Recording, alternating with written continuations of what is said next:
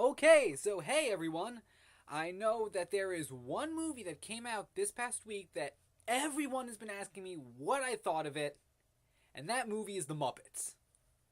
So I'm going to do a review of it for you guys right now, a video review, rather than a text review on my blog, which I never update anymore. I don't even know the password. I have so many YouTube accounts, it's ridiculous, and now they merged with Google, I just can't work with them anymore. So I think the important thing to do first is talk about the first six Muppet movies and what I think of them. I already have them ranked, and the first one is obviously the one everybody says is the best Muppet movie, the general consensus, and that's the first Muppet movie. I really do love this movie. When I was a kid, it was actually my least favorite Muppet movie. But now that I'm older, it's really a classic. It's probably in my top 5 as one of the best movies ever made, in my opinion. Well, personal favorite. It's not one of the best ever made, but I digress. And then for the second place spot, I was really a little iffy about this, but I had to choose The Muppet Christmas Carol. I know it's a little sacrilegious to put a post-Jim film second to, the classic Muppet movie, but I really do love this movie. A lot of people do. It has nostalgic value. It's a great movie to watch over the holidays. It's just really, really good. So then in third, The Great Muppet Caper. I was really torn between putting this or Christmas Carol as second, but ultimately I chose to put this as third because, I don't know, it just doesn't have the same luster for me the first two had. But this was the second Muppet movie, and it's really hilarious. Like, one of the few really consistently laugh-out-loud funny Muppet productions. It's a lot more like a Muppet Show movie than the other Muppet movies are, until the one we're talking about soon. So yeah, that's that. And then we kind of get to the lesser Muppet movies, and the first one of those is The Muppets Take Manhattan. This one is the weakest of the Jim era films, I'm not gonna lie. It really kind of pads itself down. It's more of a kiddie film. Well, I don't want to call it a kiddie film, but it's really dumbed down compared to the other two. I do enjoy it. When I was younger, this was my favorite Muppet movie, but now it's just kind of there. Frank Oz is a very overrated director, if you ask me. But, yeah, it's a good movie. It's good. It's good. So then we have Muppet Treasure Island. Again, a movie I loved a lot more as a kid. And now it's still very funny, but it just lacks something compared to the previous Muppet movies. But, this is all opinion. I know a lot of people my age love this movie. But, yeah, it's one of the weaker ones to me. Still very entertaining, though.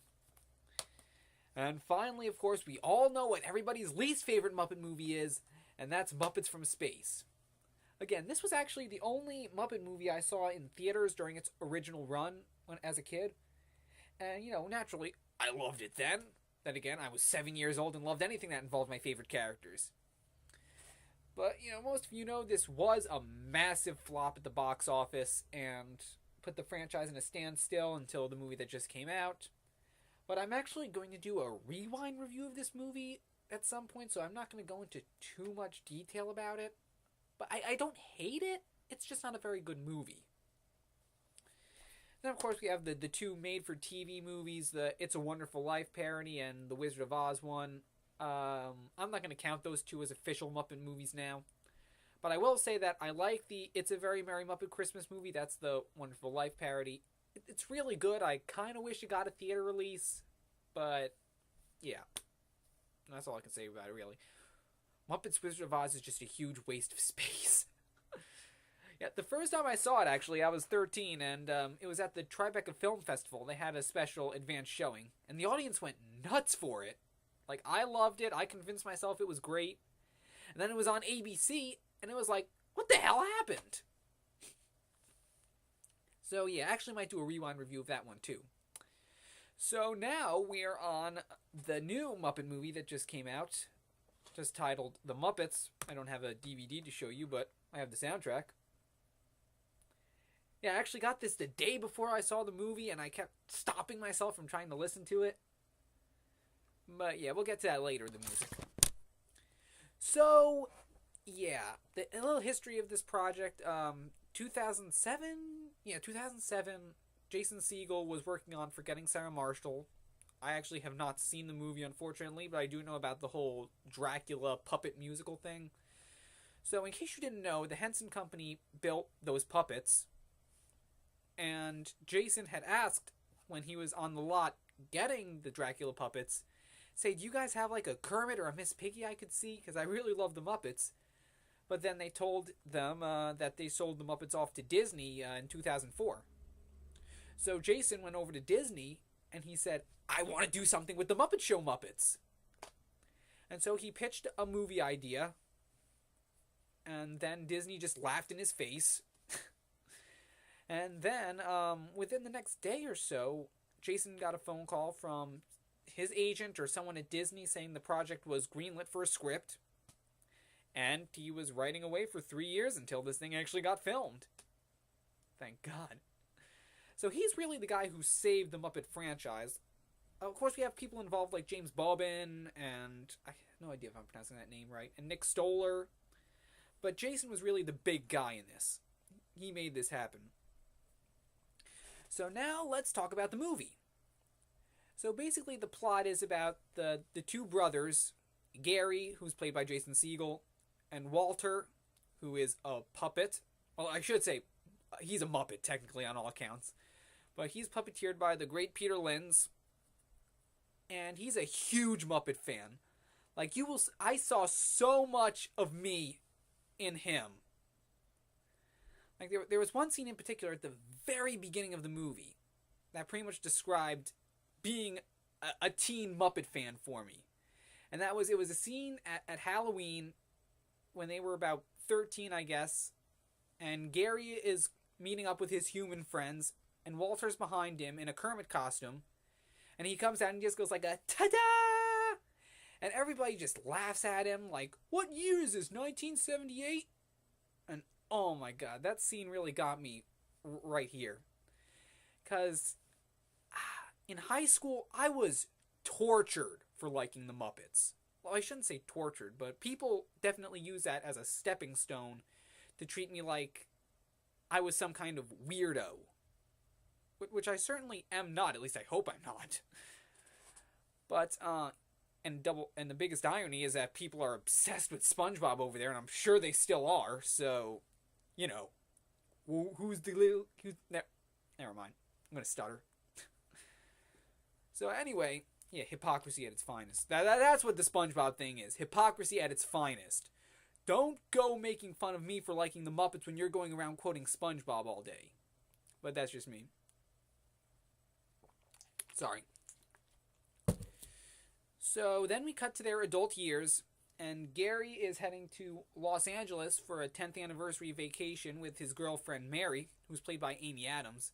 And I gotta say, maybe this is just me, but the last thing I saw Amy Adams in was Enchanted, and, you know, I didn't see The Fighter, unfortunately. Still haven't seen it. But is it just me, or does Amy Adams look so much older in this movie than she did in Enchanted? Like, I don't know, maybe it was just the makeup or something, I have no clue. But I know it's been like maybe 5 years since Enchanted was filmed, between that and The Muppets being filmed. But wow, she really aged fast. Like, don't get me wrong, she's still a pretty person, but, you know, just not as fascinating as she was during Enchanted. But that's just me rambling.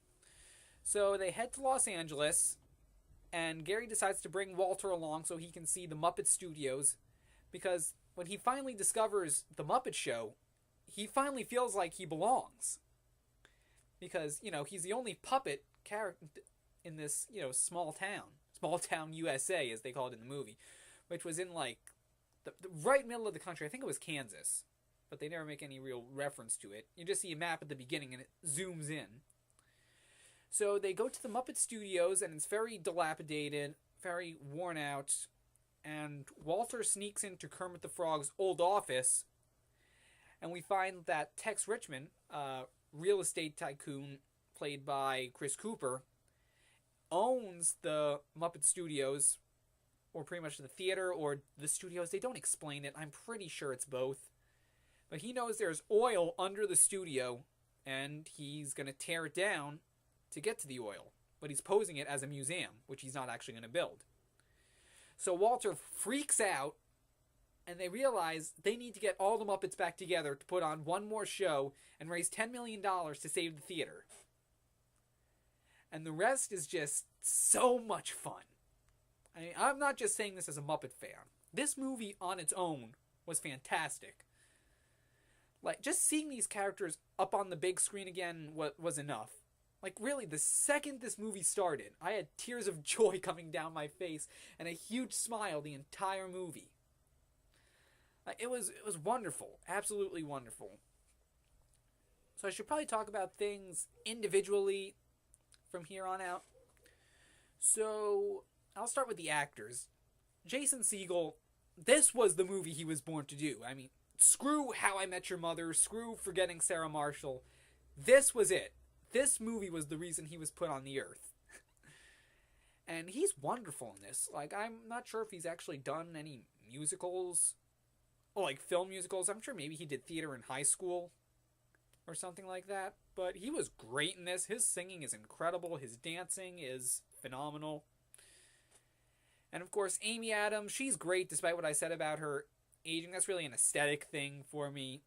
I don't really judge it based on performance-wise. Oh, performance-wise is what I mean, but yeah, she was fine. Not as strong as she was as Giselle in Enchanted. I will say that. And they really didn't give her much to do. She has one semi-solo song in the movie, and it's probably the least memorable. But yeah, she really wasn't in that movie that much. It was mostly Jason Segel. And Chris Cooper, I mean, wow, he was great. He was really wonderful. I can't believe I'm making this analogy with Disney animated films, but I'm pretty sure we can consider I just gave it away. Tex Richmond the Frollo of Muppet movie villains. Like, this guy is cruel. He will stop at nothing to get that theater torn down and stop the Muppets. And, you know, he does a lot of, well, he isn't really laugh out loud funny. He mostly has the sidekicks, including Uncle Deadly, who we were all very surprised to see in this movie show up again. And Bobo the Bear, who I know is a big fan favorite. He was, in Muppets from Space, he was the bear who was with Jeffrey Tambor. You know, the goat, the remote. But they don't give him, Bobo, much to do. I don't even think they ever address him by name in this movie. But he's maybe in like a handful of scenes tops. He's always with Uncle Deadly, who always goes through this ultimate redemption at the end of the movie. Not going to give it away. But yeah, and Sadler and Waldorf are with Chris Cooper's character for some reason, but they're not villains. I really don't know why they were there during that scene where the big reveal is that oil is under the theater and the Muppets lose the theater at midnight on the day that it takes place. Yeah, I don't know. See the movie for yourself. So, yeah, the Muppet performers, not much I can say about them. They're all great. Steve Whitmire does an impeccable job with Kermit as usual. Eric Jacobson, he's really doing a great job with Frank Oz's characters like he always has been. The one complaint I will say about Eric, though, is his Fozzie. I don't know what happened with his voice. He's usually great at it. But most of the time he was talking really high. Like this, and sometimes he sounded like this, like the regular Fozzie. You know, it really just threw me off a little bit that Eric kept going so high with Fozzie's voice. I don't know, maybe it was just his acting method, but like he's perfectly fine with as Animal and Miss Piggy and Sam the Eagle for the points he does have lines. And let's see, who else? Dave Goelz. Yeah, Dave Goelz, great guy. I have the honor to meet him before. He does Gonzo. I'm not sure if any of his other characters really have a big part in this movie, but Gonzo really doesn't do that much in this movie, unfortunately. He has a couple scenes of dialogue. There's a great running gag with him near the end of the movie with a bowling ball. Won't give it away here, but you can see it in the trailers probably. He was great for the few scenes they gave him. Peter Linz as Walter, I already went on about. Most of the supporting cast was really